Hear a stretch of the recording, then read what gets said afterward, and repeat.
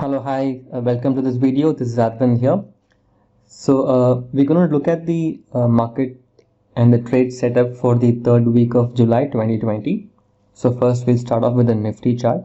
So as you can see, Nifty was in a very narrow range movement for last week, and it was moving within a 150 point range, and the levels were 10,680 to 10,850, which will act as the immediate support and resistance zones for Nifty.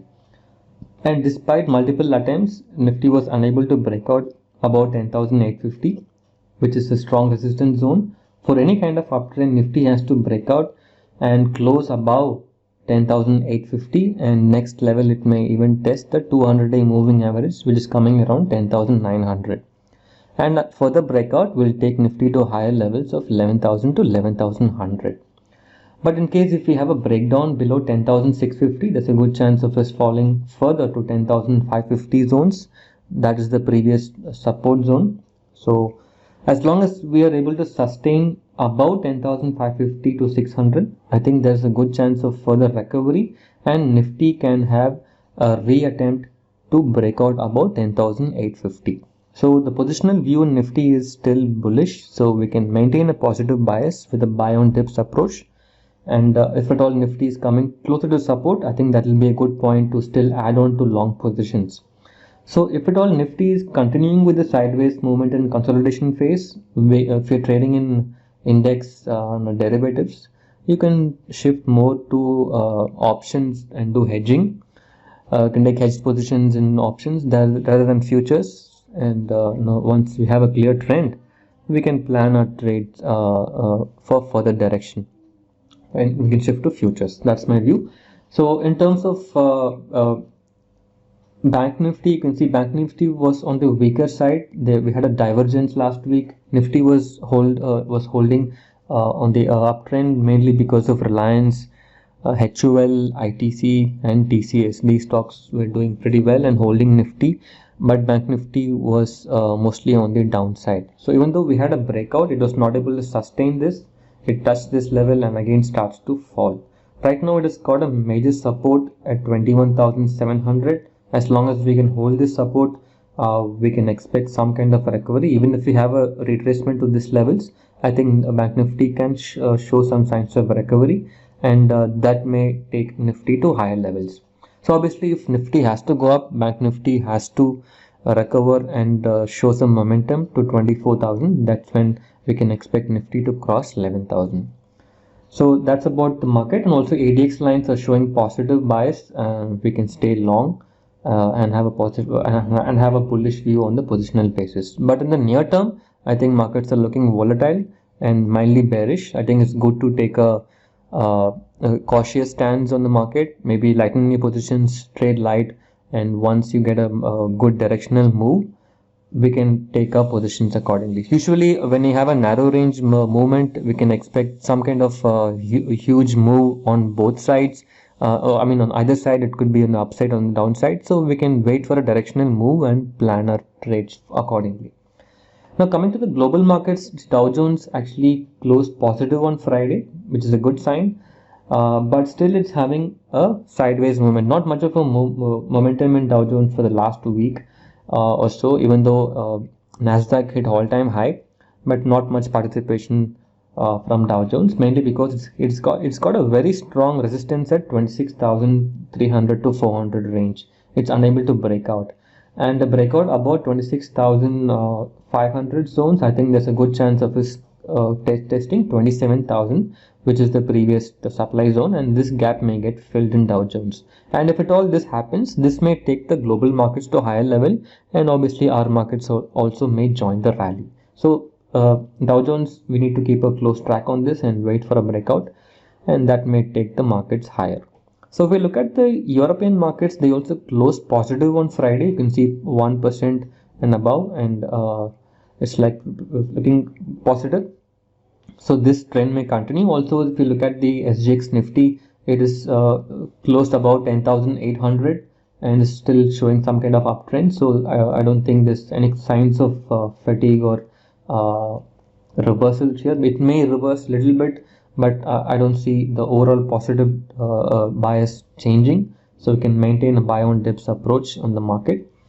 And if you look at the FII data, it's like kind of mixed, not much on the selling or also buying. And in the cash also, F&O you can see is kind of mixed.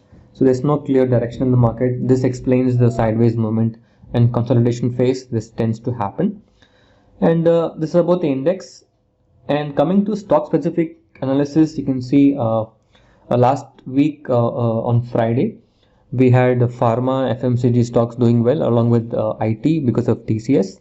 And Infosys is going to announce the results on Tuesday. And on the weekly chart, you can see there's a very good momentum. It's coming to 780, 790 zones.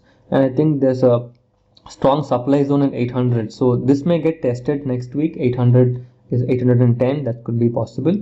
It's already in the outer range of the Bollinger Band. So there's a very strong supply at 800. But if at all it manages to break out and close above this, I think it will even test 840, which is the previous high here. So 840 is possible in Infosys, but let's see what kind of results they are posting and how the market reacts to it. That's on the IT side. Also, even I think HCL Tech is going to announce the results almost same like Infosys. Very good recovery from lower levels, and it's seeing some resistance zone at 590 600 zones, and it's kind of consolidating here. A breakout above this can test 606 to 620 is possible in HCL Tech, so we can stay long in this counter. And preferable RSI above 60 is better to go long, but let's see how the results come out. That's on IT. It's coming to FMCG. You can see HUL gave a good breakout on Friday. There's a good chance of us testing 23,000. That's possible. This gap may get filled, and this entire candle body may get filled. There's a good, it's forming higher highs and lower lows. So you can see here, there's a good chance of us testing higher levels. So there's more upside left in HUL. And also coming to Britannia, I think there's some more upside left in Britannia. It gave a good strong momentum and is closed above the previous high here. And I think it will even test 3800 is possible in Britannia. And coming to auto sector, Escorts was doing pretty well. Last week it had a very good breakout about 950 zones, and right now it is 1136. It may even test 1180 to 1200 is possible. But this stock is already in overbought zone and is outer end of the Bollinger Band, so you just have to be cautious. Maybe keep trailing your stop loss and keep booking your profits early. You may see some kind of retracement after a big move like this. And coming to financials, I think L&T Financial, this is a stock which is kind of moving sideways, but expected results next week. I think there's some more upside left in this counter. You can even expect 80 levels. With stop loss at 67 levels, so that could be possible in L&T. It's already crossed the 20-day moving average, so we can expect some upside in this counter.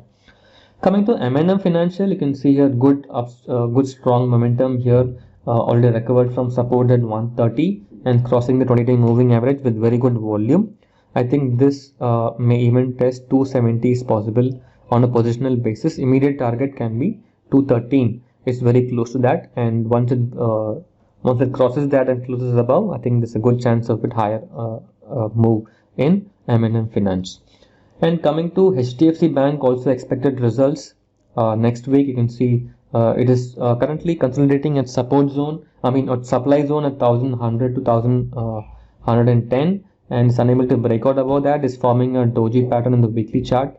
I think a close about 1118, 120. I think there's a good chance of it testing 1140. And a further breakout can give 1200 on a positional basis. That's the upper end of the Bollinger Band. 1180 to 1200 is possible in HDFC Bank.